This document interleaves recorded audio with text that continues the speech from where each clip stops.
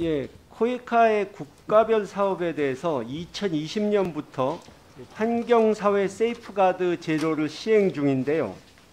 이 원조를 받는 국가, 수원국의 환경사회적 악영향을 미리 확인하기 위한 것이죠.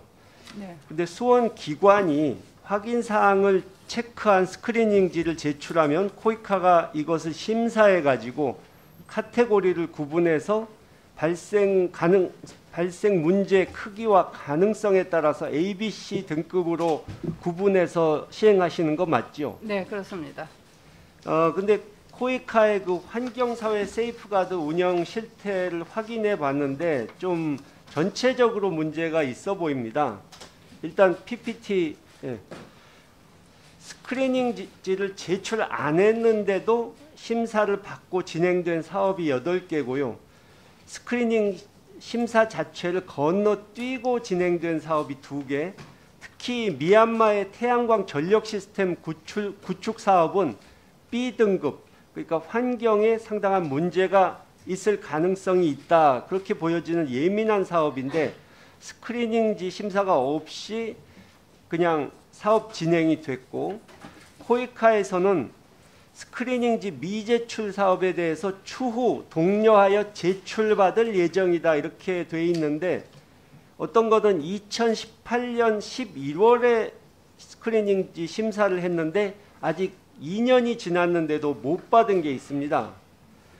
이 부실 제출된 스크리닝지로 심사된 것들이 있는데 PPT, 베트남 녹색성장계획 지원사업 경우를 보면은 프로젝트 기본 정보가 통째로 누락이 되어 있고, 베트남 후에시 문화관광 스마트시티 경우도 환경영향평가 대상이면은 해당 범주에 대해서 기술이 돼야 되는데 그냥 공란으로 제출이 됐습니다. 코이카가 제출한 149개 사업 스크리닝지에서 10개만 확인했는데도 서명이 없다든가 담당자 이름이 없다든가 체크리스트가 통째로 비는 그런 문제 없는 스크리닝지가 오히려 드물다고 할 수 있을 정도였습니다. 그래서 일단 환경사회 세이프가드 스크리닝 관련 자료 지금까지 제출된 것을 전부 검수해서 오기, 오류, 누락 같은 제대로 작성되지 않은 현황을 좀 수요일까지 저희 의원실에 제출해 주시고요. 그리고 카테고리 C 사업, 환경에 부정적 영향이 없는 교육 훈련 프로그램, 제도 개발, 일반 행정 지원 등이 해당되는 것인데 카테고리 C 사업에 엉뚱하게 새마을 농촌 개발, 강변 개발, 각종 센터 설립, 태양광 발전 이런 식으로 부적합해 보이는 사업이 35개가 포함되어 있습니다. 그래서 어떤 심사로 진행이 된 것인지 심사 과정을 확인하려고 회의록을 요구했는데 현재까지 코이카는 회의록을 한 번도 작성하지 않았다고 그럽니다. 또 지침에는 스크리닝 종료 후에 스크리닝 결과를 웹사이트에 공개한다고 돼 있는데 공개가 안 되고 있습니다. 이런 부분에 대해서 어떻게 생각하십니까? 네, 우선 환경사회 세이프가드 제도에 대한 관심을 가져주셔서 감사합니다. 그동안에는 코이카에서는 환경사회 세이프가드 제도가 없었습니다. 근데 2018년도에 제도를 수립해서 2020년, 21년도의 신규 사업을 대상으로 실시를 지금 이제 시작해서 해오고 있는 단계입니다. 그래서 총 이제 3회를 실시를 했습니다.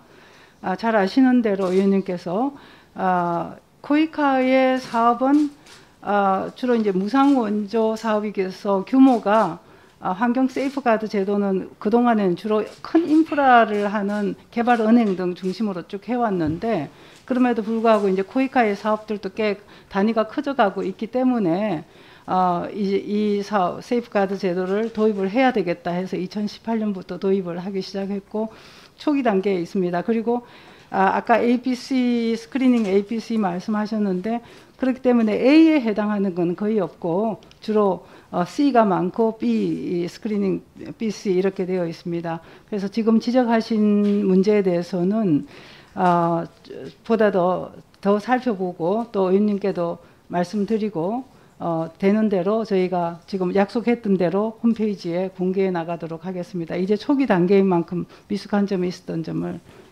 인정하고 양해 부탁드립니다.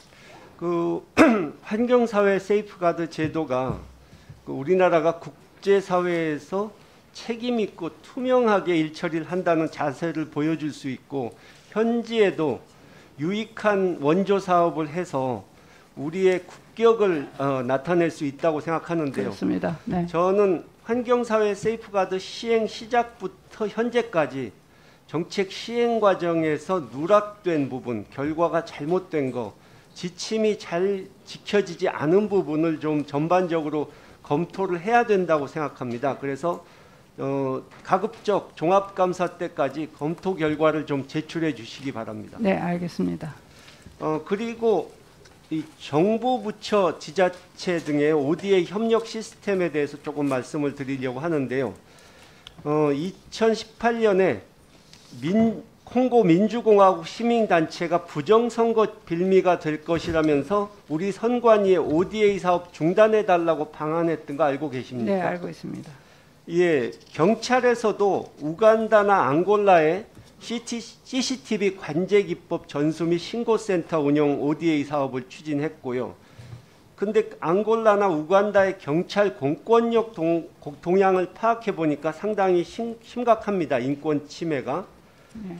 그래서 또 캄보디아 경우도 경찰이 내년에 무도 교육과 체포수를 전수한다고 하는데 경찰이 제출한 문건에 의하면 경찰은 캄보디아 경찰에 대해서 경찰의 권한이 중국 또는 베트남 경찰과 같이 막강한 권한을 행사한다 이렇게 되어 있습니다.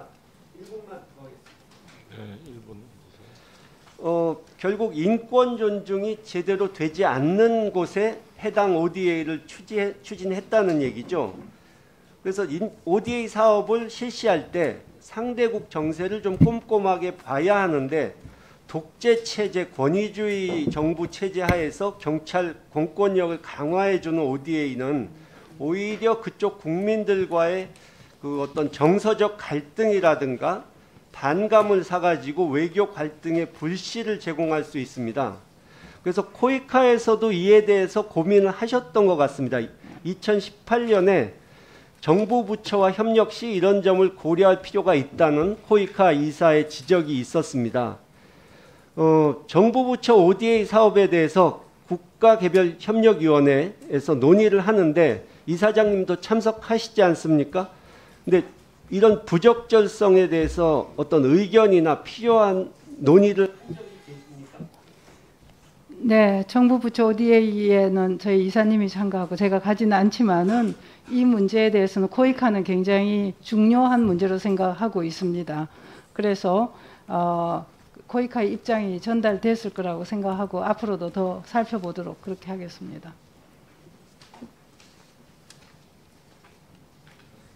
네, 수고했습니다. 다음은 이태규 의원님 질의해 주십시오.